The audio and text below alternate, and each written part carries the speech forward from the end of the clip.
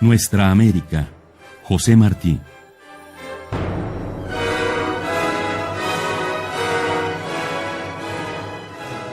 Cree el aldeano vanidoso que el mundo entero es su aldea, y con tal que él quede de alcalde, o le mortifique al rival que le quitó la novia, o le crezcan en la alcancía los ahorros, ya da por bueno el orden universal, sin saber de los gigantes que llevan 7 leguas en las botas y le pueden poner la bota encima, ni de la pelea de los cometas en el cielo que van por el aire dormidos engullendo mundos. Lo que quede de aldea en América ha de despertar. Estos tiempos no son para acostarse con el pañuelo en la cabeza, sino con las armas en la almohada.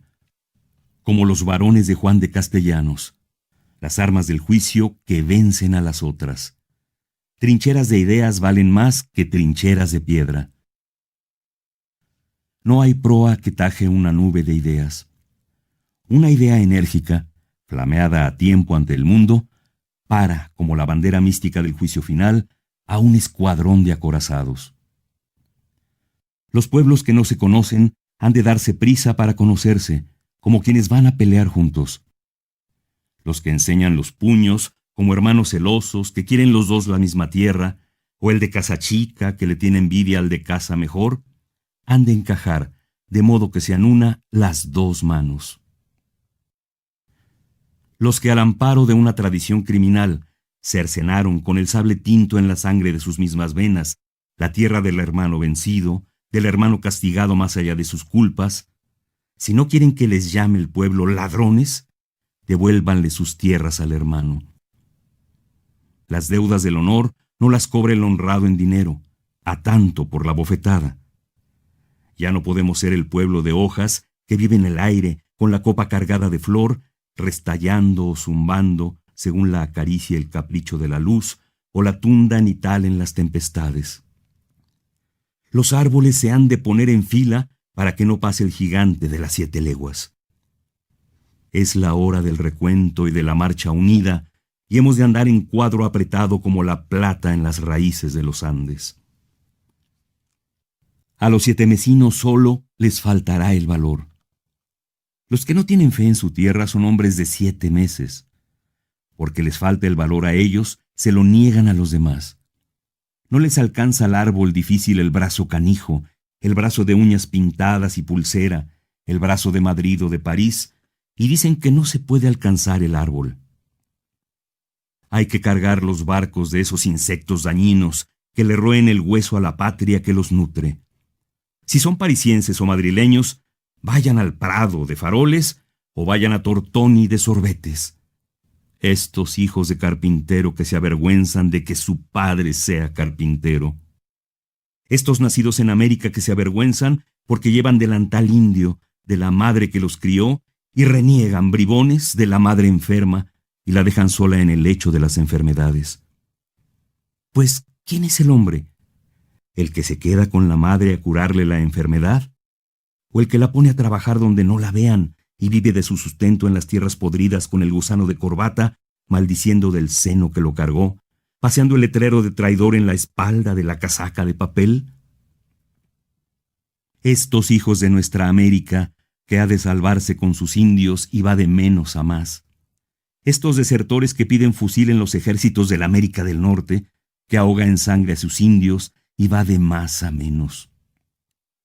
Estos delicados que son hombres y no quieren hacer el trabajo de hombres, pues el Washington que les hizo esta tierra se fue a vivir con los ingleses, a vivir con los ingleses en los años en que los veía venir contra su tierra propia. Estos increíbles del honor que lo arrastran por el suelo extranjero, como los increíbles de la Revolución Francesa, danzando y relamiéndose, arrastraban las herres. Ni en qué patria puede tener un hombre más orgullo que nuestras repúblicas dolorosas de América, levantadas entre las masas mudas de indios, al ruido de pelea del libro con el cirial, sobre los brazos sangrientos de un centenar de apóstoles. De factores tan descompuestos jamás, en menos tiempo histórico, se han creado naciones tan adelantadas y compactas. Cree el soberbio que la tierra fue hecha para servirle de pedestal, porque tiene la pluma fácil o la palabra de colores, y acusa de incapaz e irremediable a su república nativa, porque no le dan sus selvas nuevas modo continuo de ir por el mundo de Gamonal famoso, guiando jacas de Persia y derramando champaña. La incapacidad no está en el país naciente, que pide formas que se le acomoden y grandeza útil, sino en los que quieren regir pueblos originales, de composición singular y violenta, con leyes heredadas de 4 siglos de práctica libre en los Estados Unidos, de 19 siglos de monarquía en Francia. Con un decreto de Hamilton no se le para la pechada al potro del llanero. Con una frase de Sieyès no se desestanca la sangre cuajada de la raza india. A lo que es, allí donde se gobierna, hay que atender para gobernar bien. Y el buen gobernante en América no es el que sabe cómo se gobierna el alemán o el francés, sino el que sabe con qué elementos está hecho su país y cómo puede ir guiándolos en junto para llegar, por métodos e instituciones nacidas del país mismo, a aquel estado apetecible donde cada hombre se conoce y ejerce, y disfrutan todos de la abundancia que la naturaleza puso para todos en el pueblo, que fecundan con su trabajo y defienden con sus vidas. El gobierno ha de nacer del país. El espíritu del gobierno ha de ser el del país. La forma de gobierno ha de avenirse a la constitución propia del país. El gobierno no es más que el equilibrio de los elementos naturales del país. Por eso el libro importado ha sido vencido en América por el hombre natural. Los hombres naturales han vencido a los letrados artificiales. El mestizo autóctono ha vencido al criollo exótico. No hay batalla entre la civilización y la barbarie, sino entre la falsa erudición y la naturaleza. El hombre natural es bueno, y acata y premia la inteligencia superior, mientras ésta no se vale de su sumisión para dañarle o le ofende prescindiendo de él, que es cosa que no perdona el hombre natural, dispuesto a recobrar por la fuerza el respeto de quien le hiere la susceptibilidad o le perjudica el interés. Por esta conformidad con los elementos naturales desdeñados, han subido los tiranos de América al poder, y han caído en cuanto les hicieron traición. Las repúblicas han purgado en las tiranías su incapacidad para conocer los elementos verdaderos del país, derivar de ellos la forma de gobierno y gobernar con ellos. Gobernante, en un pueblo nuevo, quiere decir creador. En pueblos compuestos de elementos cultos e incultos, los incultos gobernarán, por su hábito de agredir y resolver las dudas con su mano, allí donde los cultos no aprendan el arte del gobierno. La masa inculta es perezosa y tímida en las cosas de la inteligencia, y quiere que la gobiernen bien. Pero si el gobierno le lastima, se lo sacude y gobierna ella. ¿Cómo han de salir de las universidades los gobernantes si no hay universidad en América donde se enseñe lo rudimentario del arte del gobierno, que es el análisis de los elementos peculiares de los pueblos de América? A adivinar salen los jóvenes al mundo con antiparras yanquis o francesas y aspiran a dirigir un pueblo que no conocen. En la carrera de la política habría de negarse la entrada a los que desconocen los rudimentos de la política. El premio de los certámenes no ha de ser para la mejor oda, sino para el mejor estudio de los factores del país en que se vive. En el periódico, en la cátedra, en la academia, debe llevarse adelante el estudio de los factores reales del país. Conocerlos basta, sin vendas ni ambajes, porque el que pone de lado por voluntad u olvido una parte de la verdad, cae a la larga por la verdad que le faltó, que crece en la negligencia y derriba lo que se levanta sin ella. Resolver el problema después de conocer sus elementos es más fácil que resolver el problema sin conocerlos. Viene el hombre natural, indignado y fuerte, y derriba la justicia acumulada de los libros, porque no se administra en acuerdos con las necesidades patentes del país. Conocer es resolver. Conocer el país y gobernarlo conforme al conocimiento es el único modo de librarlo de tiranías. La Universidad Europea ha de ceder a la Universidad Americana. La historia de América, de los incas acá, ha de enseñarse al dedillo, aunque no se enseñe la de los arcontes de Grecia. Nuestra Grecia es preferible a la Grecia que no es nuestra. Nos es más necesaria. Los políticos nacionales han de reemplazar a los políticos exóticos. Injertes en nuestras repúblicas el mundo, pero el tronco ha de ser el de nuestras repúblicas.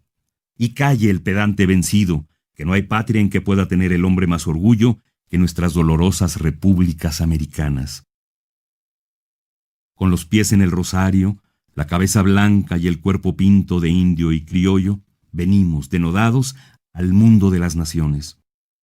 Con el estandarte de la Virgen salimos a la conquista de la libertad. Un cura, unos cuantos tenientes y una mujer alzan en México la república en hombros de los indios. Un canónigo español, a la sombra de su capa, instruye la libertad francesa a unos cuantos bachilleres magníficos que ponen de jefe de Centroamérica contra España al general de España. Con los hábitos monárquicos y el sol por pecho, se echaron a levantar pueblos los venezolanos por el norte y los argentinos por el sur.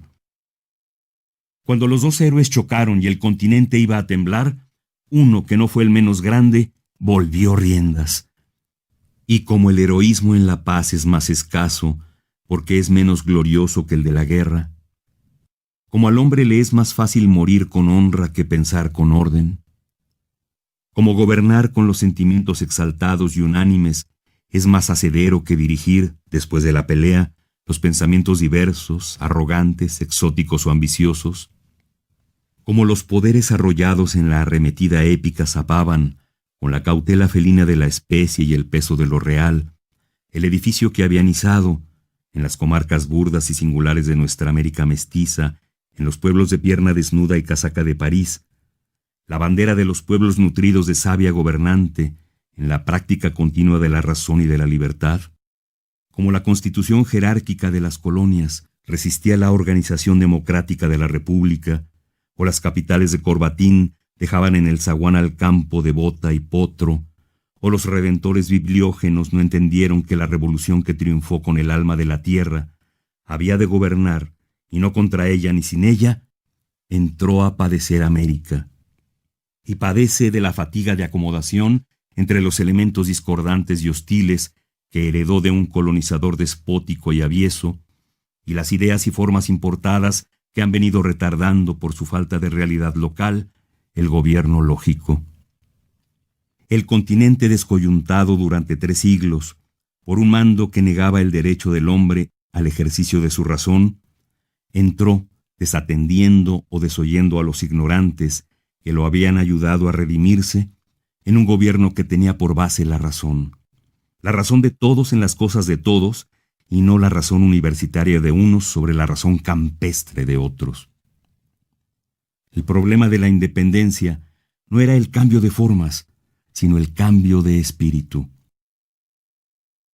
Con los oprimidos había que hacer una causa común para afianzar el sistema opuesto a los intereses y hábitos de mando de los opresores. El tigre, espantado del fogonazo, vuelve de noche al lugar de la presa.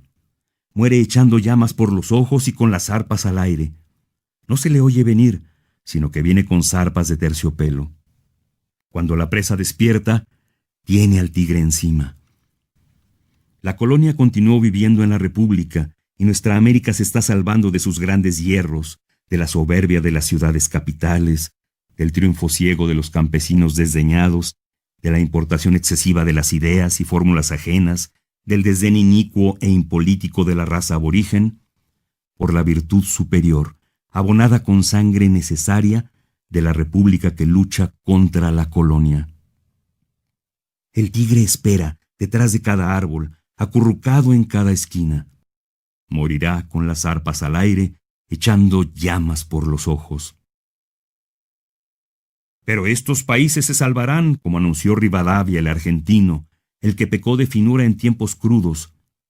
Al machete no le va vaina de seda, ni el país que se ganó con lanzón se puede echar el lanzón atrás, porque se enoja y se pone en la puerta del Congreso de Iturbide a que le hagan emperador al rubio. Estos países se salvarán porque con el genio de la moderación que parece imperar, por la armonía serena de la naturaleza en el continente de la luz y por el influjo de la lectura crítica que ha sucedido en Europa a la lectura de Tanteo y Falansterio en que se empapó la generación anterior, le están haciendo a América, en estos tiempos reales, el hombre real. Éramos una visión con el pecho de atleta, las manos de petimetre y la frente de niño. Éramos una máscara, con los calzones de Inglaterra, el chaleco parisiense, el chaquetón de Norteamérica y la montera de España. El indio mudo nos daba vueltas alrededor y se iba al monte, a la cumbre del monte, a bautizar a sus hijos. El negro, oteado, cantaba en la noche la música de su corazón, solo y desconocido, entre las olas y las fieras. El campesino, el creador, se revolvía ciego de indignación contra la ciudad desdeñosa, contra su criatura. Éramos charreteras y togas, en países que venían al mundo con la alpargata en los pies y la vincha en la cabeza. El genio hubiera estado en hermanar, con la caridad del corazón y con el atrevimiento de los fundadores, la vincha y la toga, en desestancar al indio, en ir haciendo lado al negro suficiente, en ajustar la libertad al cuerpo de los que se alzaron y vencieron por ella.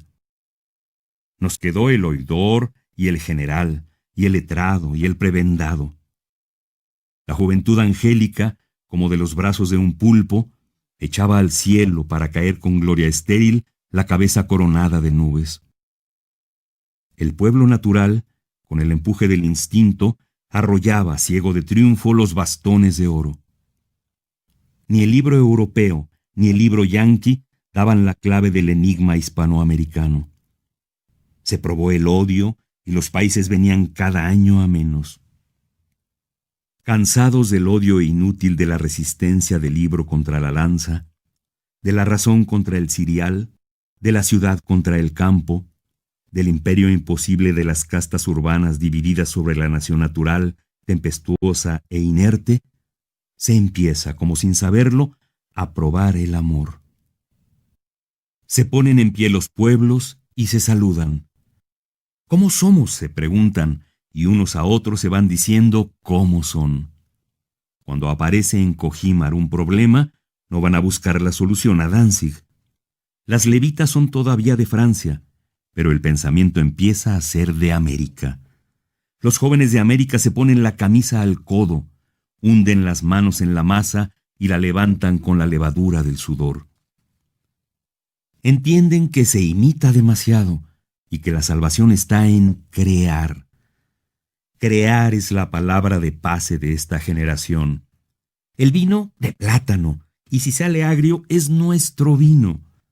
Se entiende que las formas de gobierno de un país han de acomodarse a sus elementos naturales, que las ideas absolutas, para no caer por un hierro de forma, han de ponerse en formas relativas, que la libertad, para ser viable, tiene que ser sincera y plena, que si la república no abre los brazos a todos y adelanta con todos, muere la república.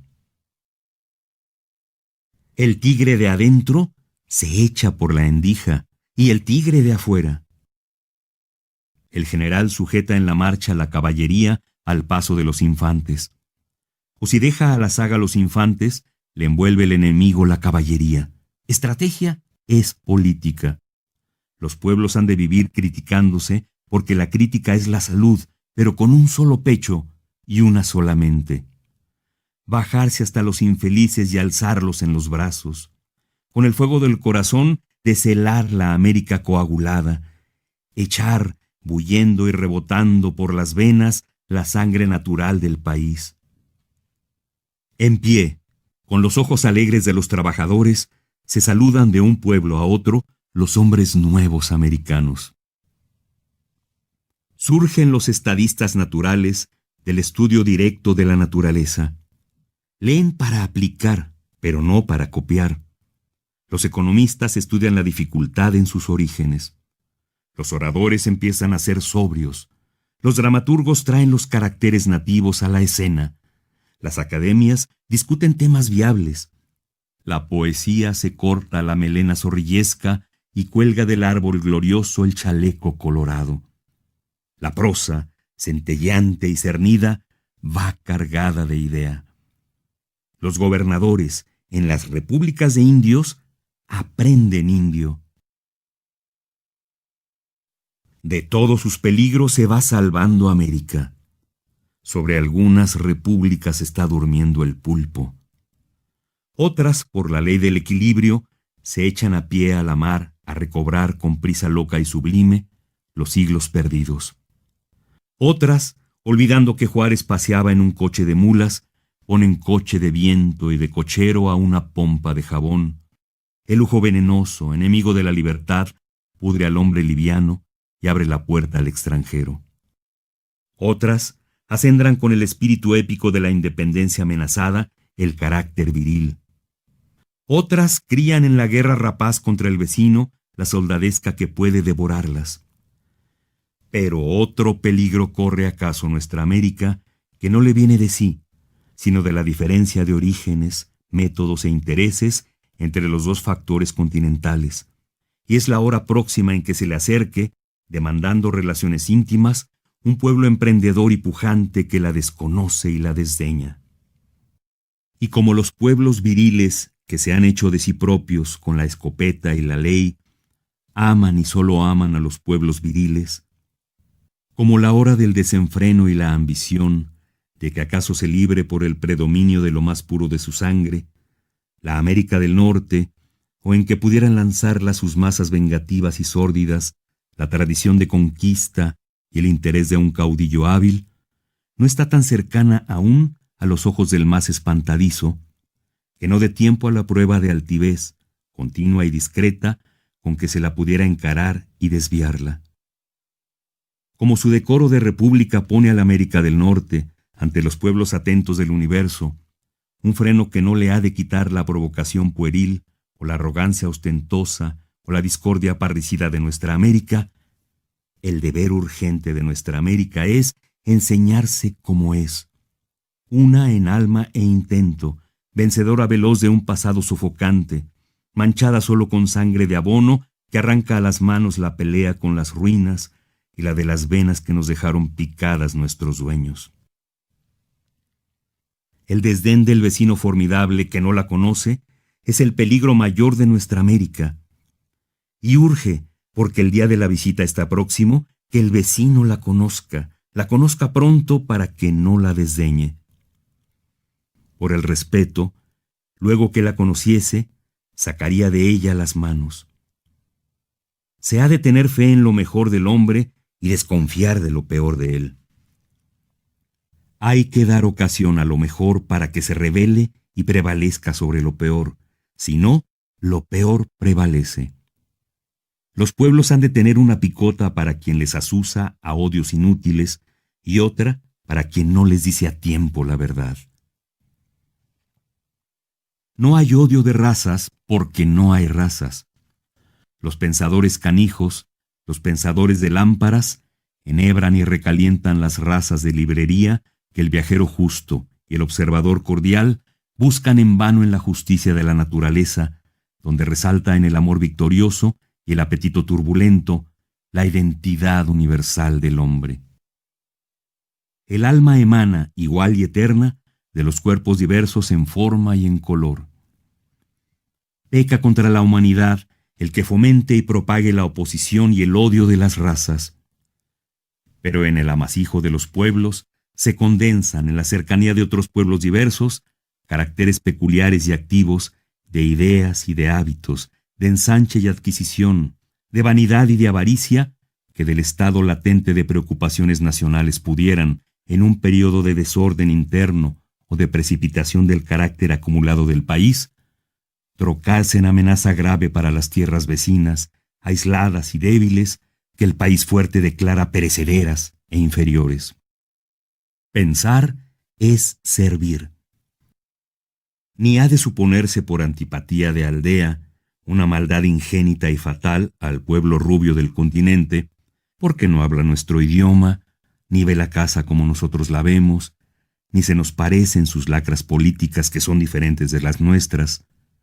Ni tienen mucho a los hombres biliosos y trigueños, ni mira caritativo, desde su eminencia aún mal segura, a los que con menos favor de la historia suben a tramos heroicos la vía de las repúblicas. Ni se han de esconder los datos patentes del problema que puede resolverse, para la paz de los siglos, con el estudio oportuno y la unión tácita y urgente del alma continental. Porque ya suena el himno unánime. La generación actual lleva a cuestas, por el camino abonado por los padres sublimes, la América trabajadora. Del Bravo a Magallanes, sentado en el lomo del cóndor, regó el gran semí por las naciones románticas del continente y por las islas dolorosas del mar, la semilla de la América nueva.